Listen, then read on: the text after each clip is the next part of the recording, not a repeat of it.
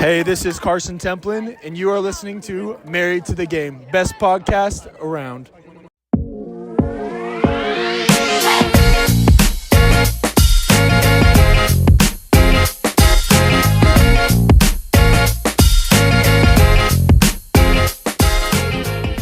What's up, guys?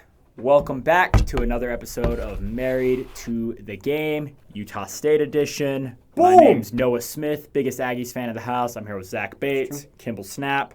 How you fellas doing today? Wonderful. Talking Aggies basketball. We got a big game coming up. Aggie Nation, we're back. Couldn't have said it better myself, Oh, Kimball. Thank you yeah. for that. That might be getting posted a lot, actually, anytime we win a game. Speaking of winning games, though, before we get to this week's game, in this week's episode, we're going to first briefly discuss Utah State's recent comeback victory at Colorado State. Indeed. Changing the tides a little bit, if you will. And then we're going to recap Utah State's blowout, emphasis on blowout, of Wyoming last night in the Spectrum. After which we will preview the biggest game of the year for Utah State versus San Diego State. Saturday at 11 a.m. on the big CBS, not CBS Sports Network, the big CBS. Primetime game. And then we're going to pick a couple of games coming up this week for the Aggies. Let's run it with the Utah State Colorado State game. I want to just mention this one very briefly. Don't want to spend too much time on it, but Utah State goes to Fort Collins on a 2-game losing streak. Colorado State's fans are out in full force. They're making it tough for the Aggies. Utah State's not making their shots, especially inside. They're down at halftime, 35-25. Looks like another loss is on the menu for the Aggies, and that we're really going to start dancing with fire here. And then Utah State just comes out and has, dare I say, probably their best half of the entire season. Guns a-blazing. When they needed it the most. Some incredible defensive plays by Carson Templin to really anchor that team. Utah State ends up getting it done 65-61, beats Colorado State. Zach, thoughts about that game? Yeah, I think first thing that helped the Rams when they were coming out to a hot start was just the incredible performance from both of their forwards. I wasn't expecting that to last all game, in which we found it didn't. So I think the Aggies were able to keep them under control. I think defense was a huge part, like Noah said. And then, they weren't getting the ball to go in the three-point range, but they were still hitting everything else that they wanted to. And they made a second-half comeback, which honestly is something I feel like we don't see from the Aggies enough. So it was wonderful to watch. Yeah. What about you, Kimball? Yeah, I don't remember who's all there, but we went to the watch party, sponsored by The Herd. And it was a very depressing atmosphere until the very end. And then we were all like, what the fetch? A very spread out game. MJ Collins finally gets his comeback game, hits 20 points. He'd been down in the dumps for a while. Glad He shot to see horribly him back. from 3, too, and then he just turned it on other ways. Yeah, So so it was great to see him do that. Outside of that, everyone who scored basically hit 10 points outside of 2 people. And so it was like a really spread out game. There was Falslev and Elliman had 9 points, but we'll call it basically 10, and so Utah State has 5 guys in basically double digits, which is phenomenal. Yet I have not seen that really from Utah State this year. Great game, honestly. I figured it would be a game we struggled in, but I'm glad that we pulled through at the end. Biggest point, Yeah. too, the thing that we've been begging for forever, Gary Clark game coming up. Gary Clark game. He had a game, man. 28 minutes. He played the third most for the team, scored 10 points. This is what happens when you put him in the game. He does that. Put him in the fetching game. Yeah, And Templin got 10 points. I think this game against Colorado State was a hinge point in the season, right? You're kind of going down 2 different possible paths. The path we thought we were going down, we kind of stray off the path, lose a couple games. Can we get back on the path? I think this is a game Utah State fans will remember for a long time because of that. I think the momentum and the mood around the team has shifted. And they showed it last night, 94-62, killed a pretty mediocre Wyoming team, but still a great win. Utah State shot the ball 55%. Shot 38% from three, which isn't bad. 40 is typically Good. considered really good. Utah State out-assisted Wyoming 28-8, forced 13 turnovers, and had 38 points in the paint. And to kind of go along with what Kimball said about Colorado State, this game against Wyoming was also a really spread-out game for Utah State. Colby King had his best night as an Aggie, 20 points and 7 rebounds. Tucker Anderson, he got his swagger back, 11 points, 60% from three. Dude, He went 3 of 5. He hit 3 threes. It was nuts. It was nuts, and it was really good to see because he hasn't had a lot of games like that. He kind of played himself out of the rotation because he just couldn't make anything, and then past couple of games he started to get back in, and he's looking a lot better right now. Gary Clark, 13 points and 5 rebounds, man, and then MJ Collins and Mason Falsov, our 2 main scoring options, combined for 23 points to complement. Neither of them played a whole lot, and they really didn't have to have huge nights because everyone else was just kind of going at it. I mean, Can we just say that again? Gary Clark, 13 points, 5 rebounds. 16 minutes of game time. That's it. maybe we know ball because we were begging to put him in, and look at what he does. Maybe, he performs. Dog, man. Maybe we should put Gary Clark on the court more. I don't know. It's an option. I mean, hey. So What do we know though? We're just podcasters. Huge game for Utah State. Fun fact, too, we had a very well-known podcaster, leader of Blue Bloods, Ryan Hammer, over at the Spectrum. I know, dude. It sucked that it wasn't a better I game know, because I'm now like- he's like sitting there and he's like, yeah, like BYU I think has a better student section. It's like, well, they have the number 1 team in the country. Of course Like they're gonna be I like rowdy. they should have the better student section than we Say- do for Wyoming, but So when you win by 32, It's- we could all feel like the energy just was low because we were up by so much. It's like, well, they don't need our help. it was just kind of like a fun. Yeah. It was one of those fun sort of like Yeah, just whoop on them. dink around chat games, how's the family? Oh, hey, look, another 3-pointer. Way to go, Aggies. Oh, Stuff like yeah. that. And so coming up, though, Saturday, San Diego State.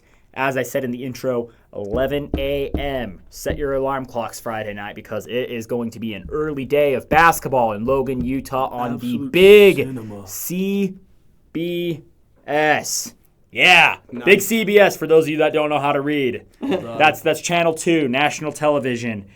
San Diego State's good, man. Number 1 in the conference. They're 9-1 in conference play right now. There's some dogs over there at San Diego State. They're 15-5 total. Let's run through the team stats here. Utah State averages more points, 84.3 to 80.9.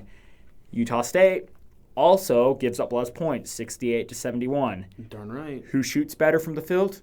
Utah State, 51 to 48. The stat that really worries me, though, 36.5 rebounds to 35.7, San Diego State. Yeah. 18.3 assists to 16 assists for Utah State, 4.4 blocks to 3.3 for San Diego State, and then Utah State outsteals San Diego State 9.6 to 8.3. As another bit of news, San Diego State center Magoon Gwath, who got a season-ending injury at Utah State last year, has been dealing with a hip injury this year, hasn't played since January 17th. He was officially ruled out for the Utah State game today. But, I mean, San Diego State just barely lost their first conference game. They've played a few games without him. And so, Kimball, going into this game, what are your thoughts? This is a big game. San Diego State is number 1 in the Mountain West. Utah State number 2. Honestly, like, Utah State winning this game gets you back in the conversation for the rankings. The top dog. And yeah, it'll put you back on top of the conference. It'll jump you up a spot or 2 in the March Madness bracketology. Losing this game, we will never get ranked again this season. All of a sudden, people may not have us in their bracketology. I'm going to pump the brakes on the bracketology one, though. I think we'll still be in because San Diego State, that's a really good loss. They're good. Yeah, but it's like But some things people start who to don't get know dicey. ball, things get dicey. Yeah. And here's an interesting thing because I saw a similar lineup with Arizona, and obviously I'm not comparing San Diego State and Arizona, but Arizona's highest scorer averages 11.5 points a game. That's it, 11. That's wild to me. And the team averages 80, and so they spread the points out across the entire freaking team. Something that Utah State is all right at, but we still have like our main 3-4 guys. So I don't know. What do you guys think? Like, is that like is that going to be a tricky thing for Utah State, or is that a weakness for San Diego State? I think the big fear too that I saw with the Aggies, especially in the GCU game, was the bigs. If the bigs are tall, they get the rebounds and they get blocks, that just puts us at a disadvantage. Yeah. So we've got to hope for a big game for our bigs, but then also with the noon with Magoon being out, I think that is a little bit of relief for the Aggies. We won't have to be feeling like we're stuck. We can't get in the paint. We can't shoot our threes. We're all out of rhythm. So I think that's the real hard part, is being able to stop the bigs, but also the options that they have. They can have multiple guys that do their job, get the points, a solid 10, and you've got 80 right there. Yeah, I mean, just looking at it, honestly, like outside of Magoon Guath, who's out, he's 7 feet tall. San Diego State's a lot like us. They don't have a whole ton of height. Like, we have the height advantage against them, especially with him out. I would be horrified if he was playing. Oh, yeah, same. Horrified. Well, you remember that game in the Spectrum last year? We won by 6 points. He went out, like, in the first few minutes. Yeah. With like, if he had played that game, we would have lost that game. So 100%. that is a huge advantage to Utah State. I think to kind of comment on what you asked there, though, I think it's an advantage for San Diego State. They play 10 deep. They have a 10-man rotation. And you think about our guys, our starting 5, I mean, we get down to like the 10th guy on our roster, and you're starting to kind of like, I don't know, man, if Jordy Barnes can really hang, you know? And so Zach Keller, man. He's a beast, man. But anyway. If I remember right, too, with the game last year, we had a huge game from Dexter Akano. It's true. So it was a huge help from off the bench. It was like a legacy game for him. You've got to have just like a ton of help. You know, from I think everybody. Utah State, though, genuinely, like, this team feels different. Because, I mean, even going into that, like, Grand Canyon game, we only beat Nevada by 9, and I think going into that Grand Canyon game, we were all a little nervous. You know, we're kind of like, hey, it's at a really tough place to play. Obviously, it didn't go well, and then we lost UNLV, and it's like, hey, crap, now things are serious. I don't think this is necessarily, like, from the, like, tournament resume standpoint, I don't think this is necessarily a must-win. Like, I think Utah State could lose this game and then lose to San Diego State and New Mexico on the road and still be in the tournament. I think from a pride standpoint of Utah State, I think guys like MJ Collins and Mason Falslev, just they're not going to let it happen, you know? Don't want it. And I think Utah State, they understand, like, hey, we laid a freaking egg against UNLV, you know? Like, that just can't happen. Yeah. And so I actually feel fairly confident. I think it's going to be a close game. It's going to be one of those games. It's not going to be like a chat with your friends and look at the score of other games type of a deal. You know, like it's going to be a nail biter all the way through. But man, I actually feel pretty confident that Utah State's offense can hang, and I think our defense is good enough to do so as well. It's going to be tough though, but I think the Spectrum environment, it's going to be top level for that game. I think it's going to push it over just a little bit, and so I'll flat out just pick to start us off. I'm taking Utah State. I think it'll be like genuinely like a 2, 3, 4 point game, but I think Utah State will eke it out in the end.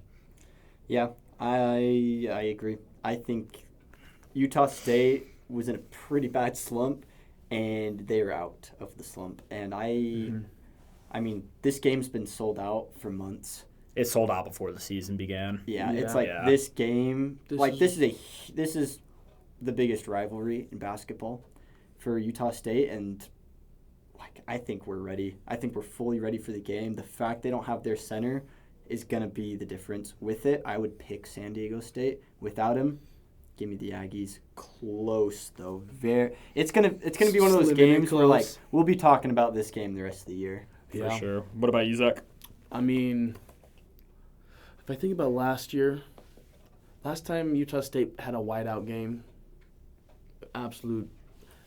just memorable game. Good time. So now we've got that coming up, and it's just bound for some good, Boise State some last season, good if madness. you guys aren't aware. 4-point game winner. Oh.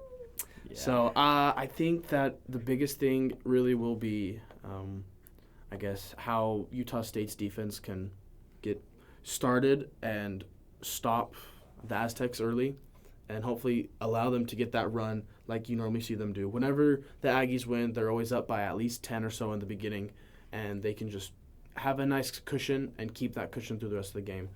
And that early run seems to always come from Falslev. Yeah. Like within the first 5 minutes, he's already got like 8 points.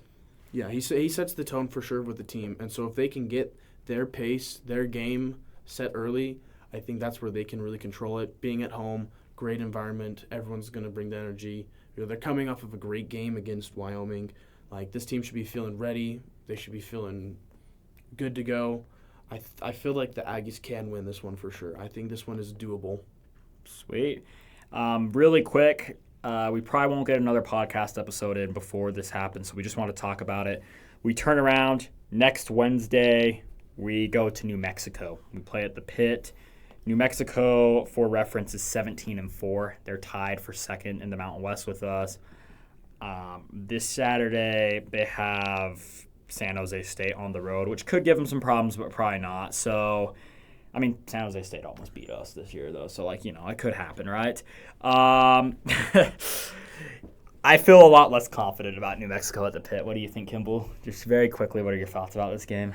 I mean, New Mexico seems to be our kryptonite. Every time, dude. Every time. We just can't seem to beat them.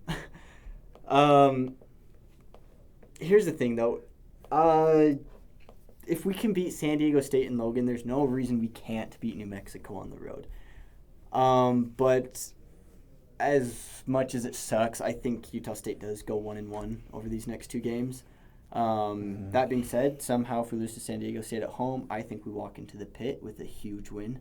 But I don't know how to pick this game, man.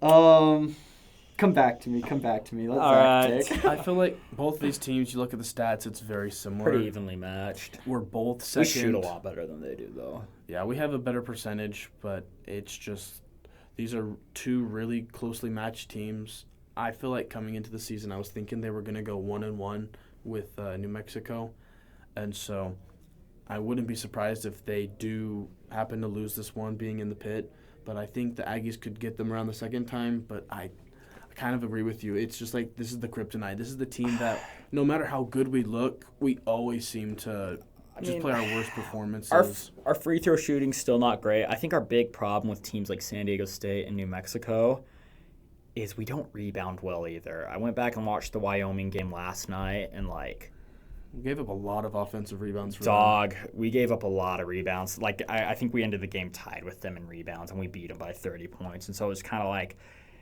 New Mexico has the Mountain West Conference Freshman of the Year, Jake Hall, averaging 15 points. They have Tomislav Buljan, 12.2 points and 10.1 rebounds. He's been probably their best player overall. Former Aggie Dayton Albury, 11.3 points with 3.5 assists. Big fan of Uriah Tenet, 11.1 points, and Antonio Chol, 9.4 points. So they basically have five guys in double digits. I would be pretty shocked if we won in the Pit. I think we can beat that team at the Spectrum, but I think at the Pit, I'm probably going to take New Mexico for that game. I think it'll be a 1-1 deal. How concerned are we about New Mexico's centers and their big guys? Well, I know Buljan is... Let me just give you a rundown of their big men, Kay. So their best big man is Tomislav Buljan. He's 6'9". So he averages double digits. He averages double digits. Antonio Chol, 6'9". He averages 9.4. They have JT Rock. He doesn't score a bunch, but he does block a lot. He's 7'1". Yikes. And so, I mean, I don't know, man. And he's 260 pounds. Yeah, so, I mean, this kid, bro, he is white, but he is going to freaking eat on our big men, dude. The key for Utah State to win this game is not a breakout game from our main guys.